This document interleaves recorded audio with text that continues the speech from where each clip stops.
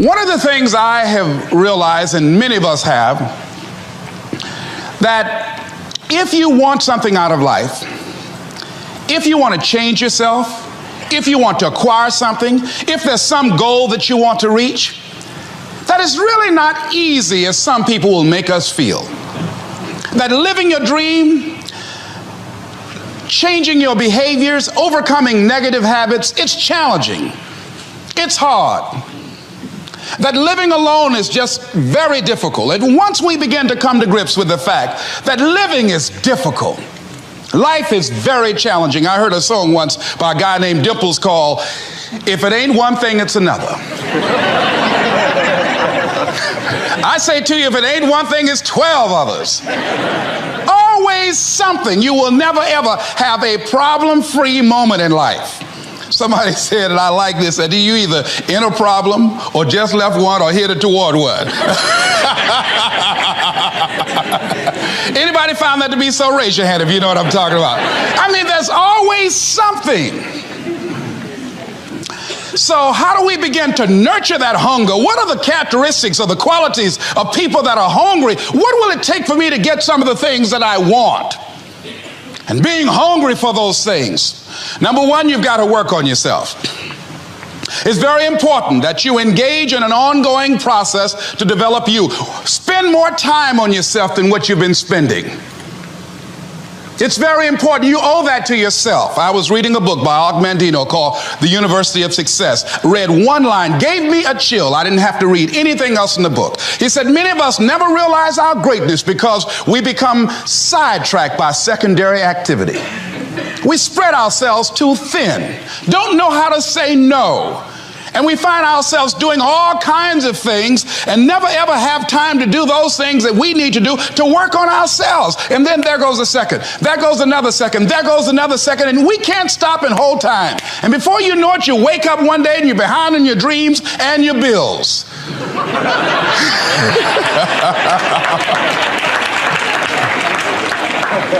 So decide that you're going to take some time to work on you, that you deserve that from yourself, that your life deserves some prime time because you are creating your own production. As Michael Todd would say, you are the star of your show. You are the director. You're writing the script.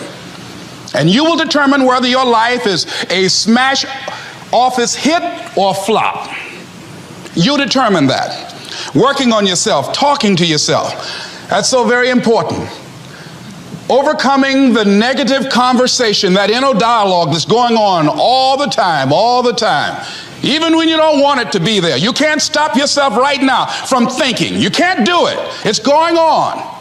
And so learning how to empower yourself, part of doing that is standing up to yourself. You've got to stand up inside yourself sometimes and say, shut up. You've got to do this. I was going to give a presentation, and this voice inside of me saying, you can't do this. You don't have everything it takes. I shut up.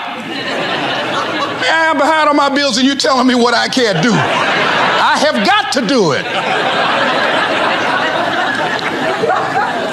You'll get scared sometimes. Your mind will go blank on you. Some people you will allow to unnerve you, and you wonder, what's wrong with me? I'm not crazy. That's why you've got to learn to make a conscious, deliberate, determined effort to stand up inside yourself. Working on yourself, watching that inner dialogue, it will determine the quality of your life. I don't believe this. I know this. I've had a challenge of losing weight. I'm walking through the airport, this voice say, why don't you have some M&M peanuts? No!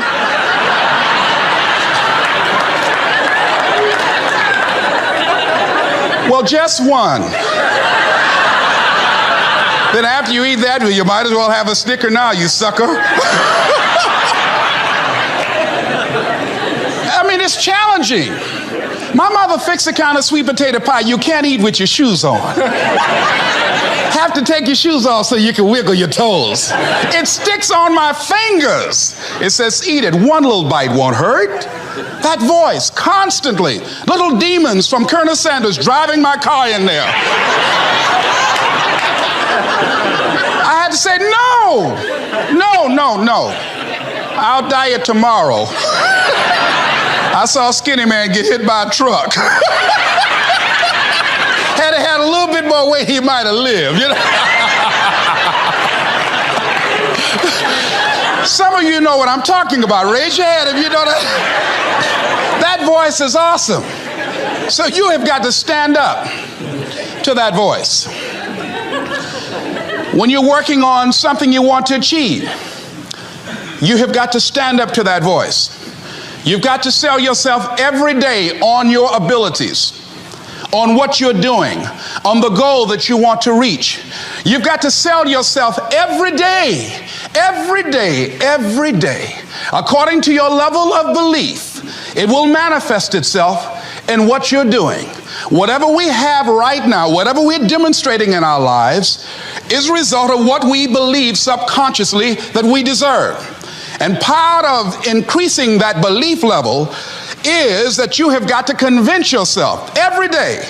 You've got to sell yourself. I do a lot of training for many corporations, and I conduct sales seminars, and I've heard all kind of guys doing techniques and training people techniques of how to close sales and how to work with and begin to control the sale and how to ask for the close. Let me share something with you. You can learn all the techniques in the world. If you don't believe in yourself, it won't happen for you.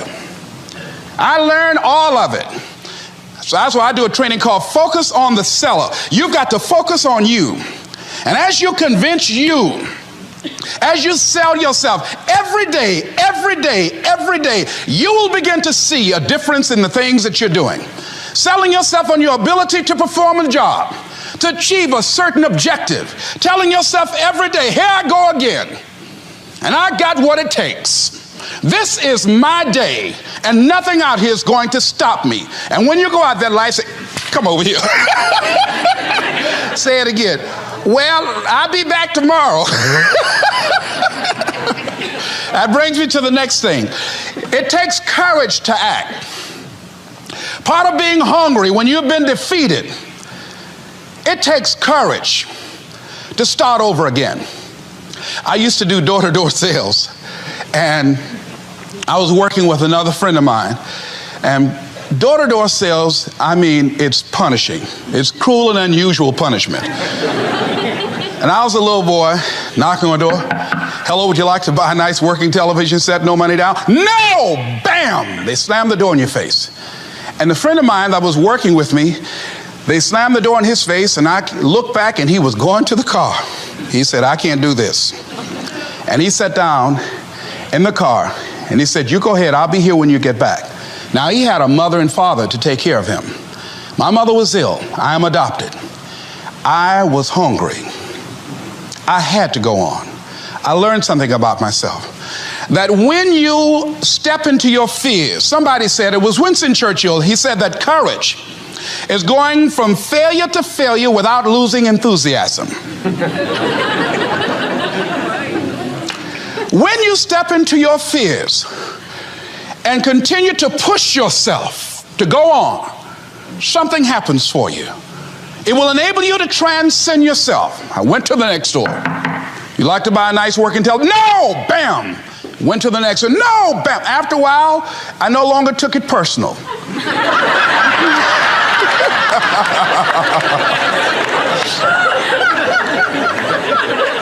And I began to play a game. I said, well, I know there's a yes out here somewhere, and I'm going to keep on until I find it. And I'm not going home until I do. And I continue to knock on doors. And then somebody eventually would say yes. And I said, are you sure? And I would go in there and I would get the sale. When you have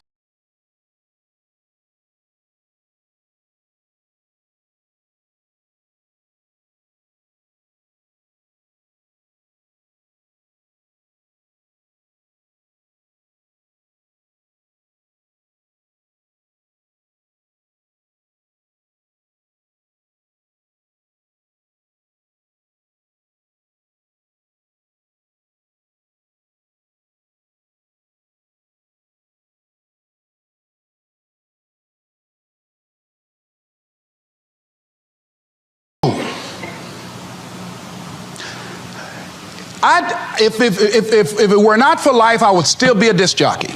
I didn't just leave voluntarily to go to the state legislature. I was fired. I was working on a job, and I came home one day. I was married at the time, and I told my former wife, I said, that guy Bert I work for is stupid. She said, if he's so stupid, why does he sign you a paycheck? Now, you see why I divorced her, right? I couldn't stand her. That night, I could not sleep well. Here was a guy that was controlling my life. I was going through all kinds of changes because this man controlled my paycheck. And it was Carlyle who said, truth crushed to earth shall rise again. Winston Churchill said, the truth is incontrovertible. Malice may attack it, ignorance may deride it, but at the end there it is. And we know scripture that says, ye shall know the truth, and the truth shall set you free. And the truth that I had to come to grips with, that I wasn't in charge of my destiny. The truth was that I wasn't giving all that I had. The truth was that there are some things that I wanted to do, but I didn't have the courage to act on those things. And the truth was that Bert Childs was a blessing to me. He made life so miserable for me, I had to start looking at my life differently. I started going to work earlier.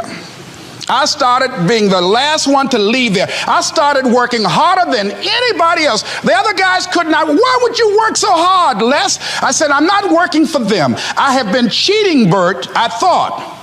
I've been cheating myself and my family. Wherever you are, whatever you're doing, do it with everything that you have. Develop the habit of giving more than what you're paid for. Develop the habit of setting standards that others will be measured by. Someone said, do not go where the path may lead, but go where there's no path and leave a trail. All right? It is easy to be negative today. It is easy to have low morale today. I was at a corporation and they're going through downsizing and going to lay off some 1,500 people over the next few weeks. It's very depressing there. And those people that stay there 9 times out of 10, they're just going to do just enough to keep from getting fired. Anybody can do that. But if you can begin to harness yourself and say that where I am, I'm going to do the best I can with what I got, because that is an expression of who I am. If you get into the habit of just being mediocre, it will become a part of your consciousness. If you get in the habit of giving less than what you have it within you to give, it will begin to reflect itself in your personality. It will begin to damage you psychologically. And you don't want to be a part of that kind of self-destructive behavior. And so you want to set some high standards for yourself. The next thing, part of what feeds that hunger, you've got to develop a sense of urgency. Aurelia said, stop living your life like you have 1,000 years to live. In life, you're either here today and you're gone today. If there's something that you want to do and you can't do it all at one time, do just a little bit of it. I like what Robert Schuller says. He said, by the yard it's hard, but inch by inch, anything is a cinch. Do just a little bit of it. A friend of mine, Bobby Kerr, used to be a roommate. Bobby wanted to go into the area of public relations. He loved working with the public. Young lady he wanted to marry named Clarice. Bobby was a great procrastinator. Pretty soon the job where Bobby worked, they transferred him to another location. He went out to celebrate with the people on that new job site. And Bobby suffered a massive heart attack and died.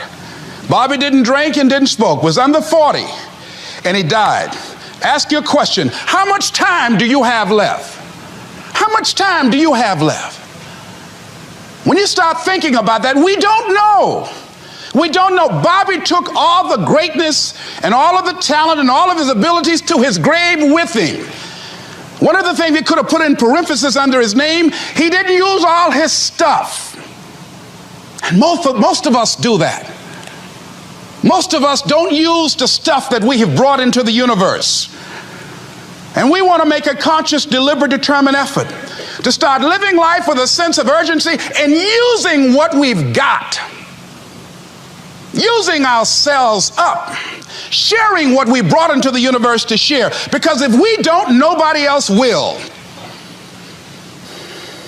Stop wasting valuable time, knowing that if we begin to live our lives as if each day were our last, our lives will take on a whole new meaning. It take on a whole new expression, valuing each moment that we are blessed with. The next thing that begins to nurture that hunger, honor yourself as your word. Don't give your word out lightly. When you throw your word out there and you don't honor it, it makes a statement about you.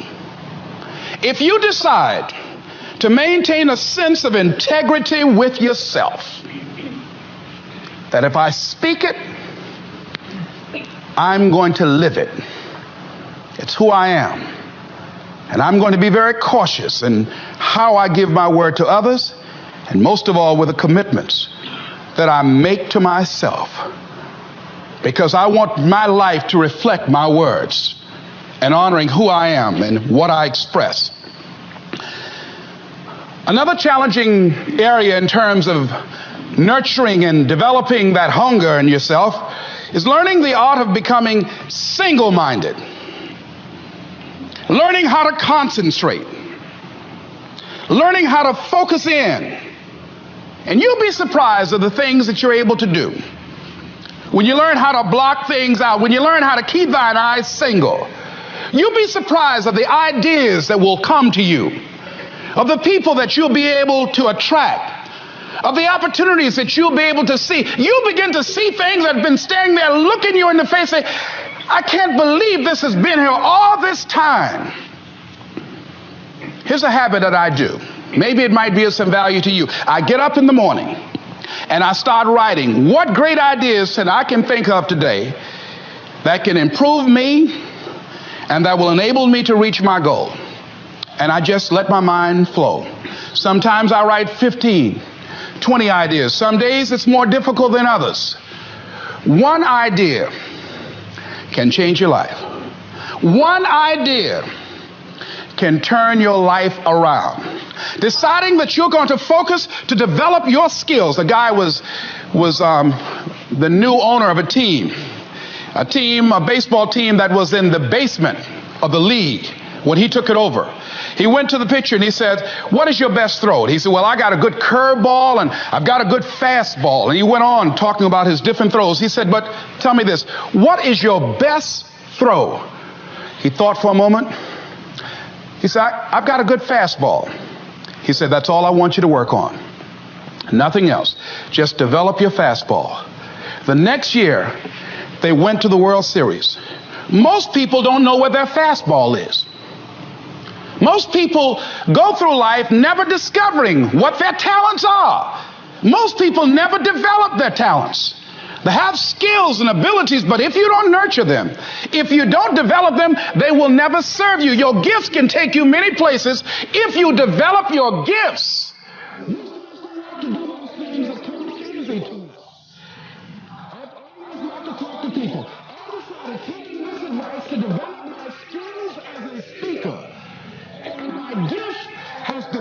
Developed and it's taken me many places.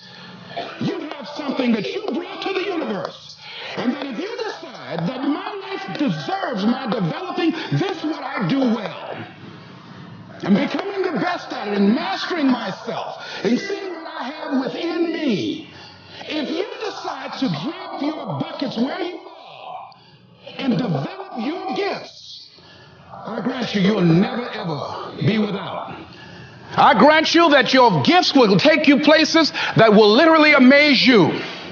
I grant you that if you begin to work to develop your gifts, you'll develop a strong sense of happiness. You'll get a larger vision of yourself, because part of beginning to get a larger vision of yourself, all of us need some area of our lives where we can have a feeling of competence. That people know when they think about this area, that's something you do. That you eat and sleep that, and that you do that, and people know it, and you know it, and you know that you know this. If you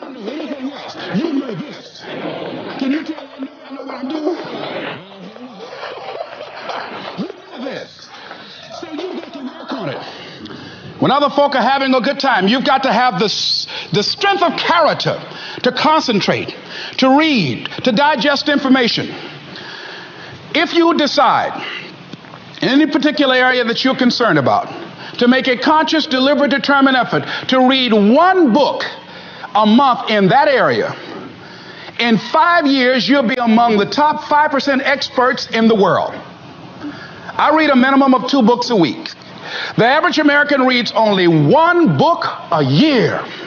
If you decide that area that you love, that you are going to master that particular area, in this era of accelerated change, overwhelming complexity, and tremendous competition, as you begin to develop and expand your skills and your talents and your vision of yourself, you will always be in control of your destiny.